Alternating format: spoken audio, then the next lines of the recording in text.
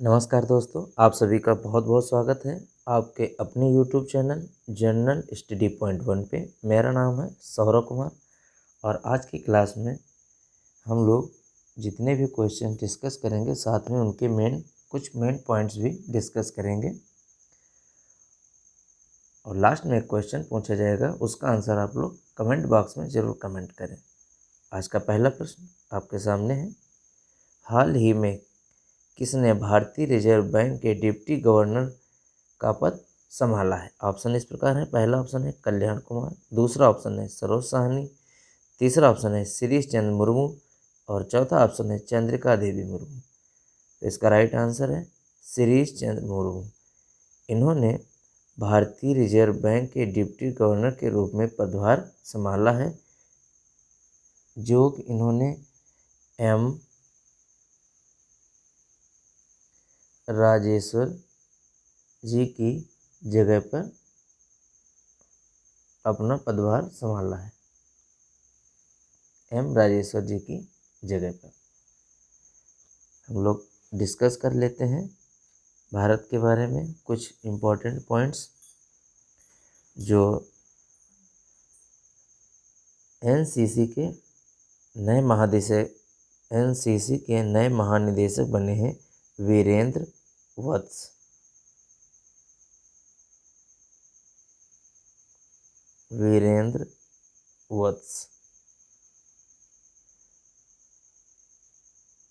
Tata Motors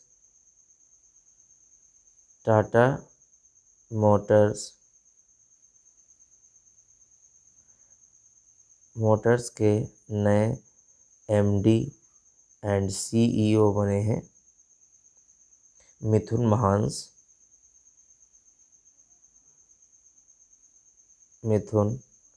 महांस।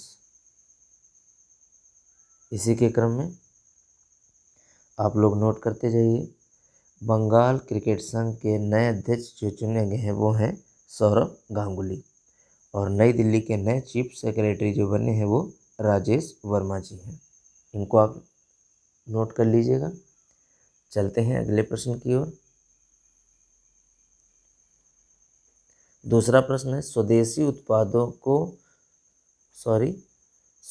उत्पादों को बढ़ावा देने के लिए किस राज्य की सरकार ने स्वदेश मेले का आयोजन किया है? यहाँ पे स्वदेश होगा, स्वदेश मेले का आयोजन किया है। ऑप्शन इस प्रकार है। पहला ऑप्शन है उत्तर प्रदेश, दूसरा ऑप्शन है हरियाणा, तीसरा ऑप्शन है बिहार और चौथा ऑप्शन है मध्य प्रदेश। तो इस स्वदेश मेले का आयोजन उत्तर प्रदेश राज्य ने किया है और इसका कारण ये है कि भारत अमेरिका के बीच एक विवाद हुआ था, उसके कारण स्वदेशी उत्पादकों का प्रयोग करने के लिए बढ़ावा दिया जा रहा है कि सभी नागरिक अपने स्वदेशी सामान का प्रयोग करें। जैसे जीमेल के स्थान पर जोहो मेल और व्हाट्सएप के स्थान पे अराताई ऐप।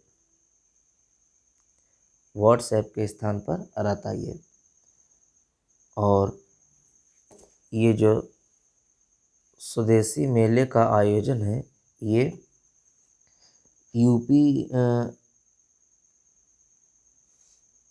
उत्तर प्रदेश में ही किया जा रहा है। बात करते हैं उत्तर प्रदेश के कुछ इम्पोर्टेंट पॉइंट्स के बारे में। तो अभी हाल ही में यूपी के जलालाबाद का नाम बदलकर परशुरामपुरी कर दिया गया है।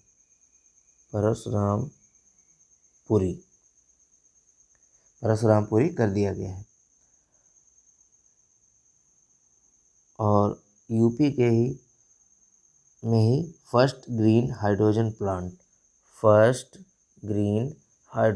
प्लांट का उद्घाटन किया गया है, जो कि गोरखपुर में बनेगा। कहाँ बनेगा? गोरखपुर में बनेगा, गोरखपुर। और यूपी ने ब्रिटेन के अध्ययन के लिए अटल सेवनिंग छात्रवृत्ति शुरू की है। अटल सेवनिंग छात्रवृत्ति प्रारंभ की है, जो ब्रिटेन के बारे में जानकारी आप ले सकते हैं। और यूपी ने अभी हाल ही में एक सड़क सुरक्षा अभियान प्रारंभ किया है, जिसका नाम है नो हेलमेट नो पेट्रोल। ये सड़क सुरक्षा अभियान प्रारंभ किया है। बात की है उत्तर प्रदेश से, तो उत्तर प्रदेश की जो कैपिटल है वो लखनऊ है।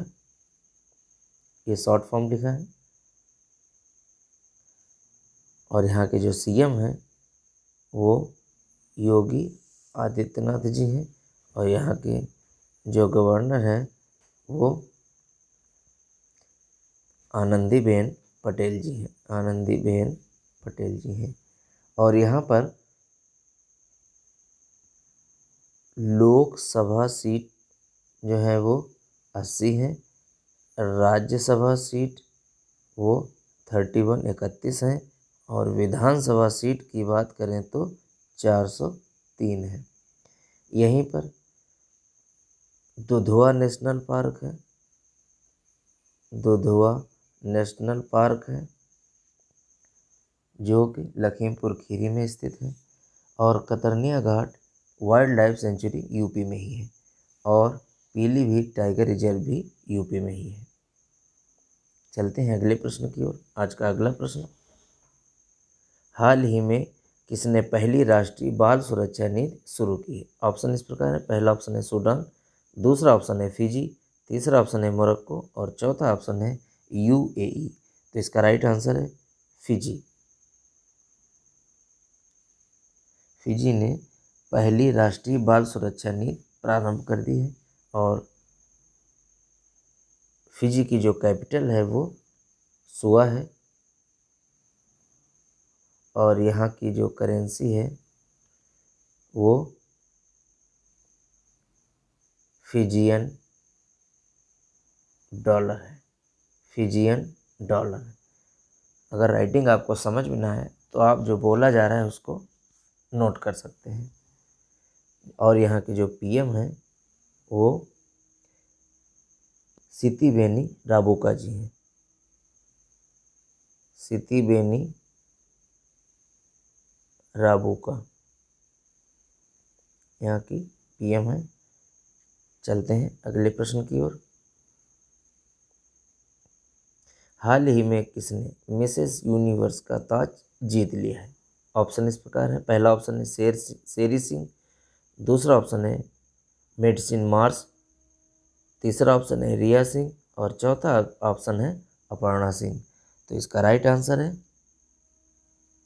शेरी सिंह। शेरी सिंह ने मिसेस यूनिवर्स का ताज जीता है, और ये 2025 का है, 2025 का है। और ये जो इस कार्यक्रम का आयोजन मनीला फिलीपींस में हुआ है। मनीला जो कि फिलीपींस में है, वहीं पर इस कार्यक्रम का आयोजन हुआ है। कुछ इम्पोर्टेंट पॉइंट्स डिस्कस कर लेते हैं हम लोग भारत के बारे में। इसी के क्रम में जो भारतीय मिस यूनिवर्स बने, मिस यूनिवर्स जो बनी है वो मनिका विश्वकर्मा बनी है। मनिका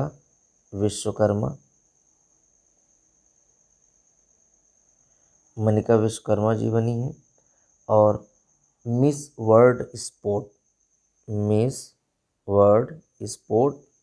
की बात करें तो जो स्पोर्ट चैलेंज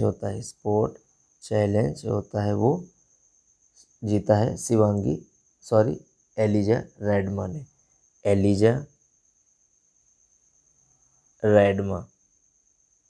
इन्होंने मिस यूनिवर्स स्पोर्ट चैलेंज खिताब जीता है। बात करें miss charm India, miss charm India,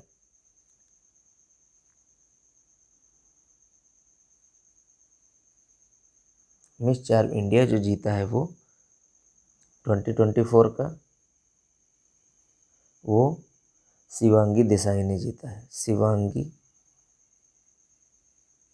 Desai ने जीता है। मिस वर्ल्ड 2025 जो जीता है वो त्सेगा गेलाई ने जीता है। मिस वर्ल्ड 2025 का जो खिताब जीता है वो त्सेगो गेलाई ने जीता है। इन्हीं इंपॉर्टेंट पॉइंट्स के साथ चलते हैं अगले प्रश्न की ओर। आज का अगला प्रश्न, भारत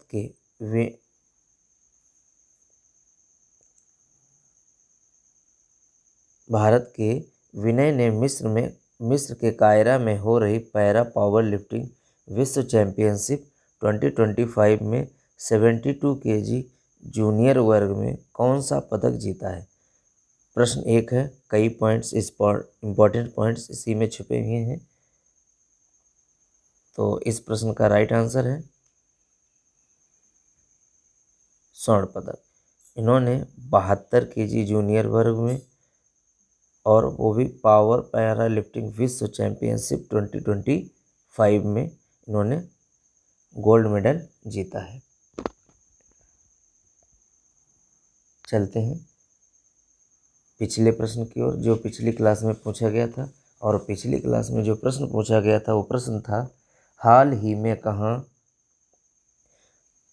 2000 वर्ष पुराना मानव चेहरे वाला स्तंभ खोजा गया है? तो उसका राइट आंसर है तुर्की। तुर्की में 2000 वर्ष पुराना एक स्तंभ खोजा गया है जिस पर मानव चेहरे का आकार दिखाई पड़ता है।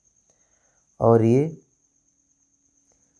यहाँ के तुर्की के कराहा तोपे, यहाँ पे कराहा तोपे एक पुरातत्व स्थल है, वहाँ पर इसकी खोज हुई है।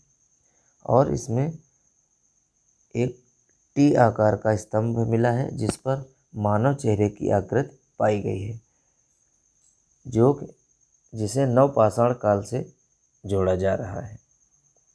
इसी के क्रम में चलते हैं आज के प्रश्न की ओर। आज का प्रश्न इस प्रकार है, हाल ही में कब राष्ट्रीय डाक दिवस मनाया गया है? ऑप्शन इस प्रकार है, पहला ऑप्शन है 8 अक्टूबर, दूसरा ऑप्शन है 10 अक्टूबर, तीसरा ऑप्शन है 9 अक्टूबर और चौथा ऑप्शन है 11 अक्टूबर। इसका आंसर आप लोग कमेंट अवश्य कीजिएगा। अगर मेरे इस चैनल पर नए हैं तो सब्सक्राइब कर लें और बेल आइकन को ज़रूर प्रेस कर लें, जिससे कि सारी नोटिफिकेशंस आपको सारी वीडियोस की मिलती रहें। और अगर आपको ये वीडियो नॉलेजफुल लगता है, ज्ञानवर्धक लगता है और आपको पसंद आता है तो लाइक अवश्य करें। और इस प्रकार की इन्फॉर्मेशन सभी को मिल सके, ज्ञान सभी को मिल सके, इसलिए आप लोग इस वीडियो को शेयर भी कर दें। आज के लिए इतना ही। अगले दिन अगले वीडियो में नई जानकारी के साथ आपसे फिर मुलाकात होगी। तब तक के लिए आप सभी को नमस्कार।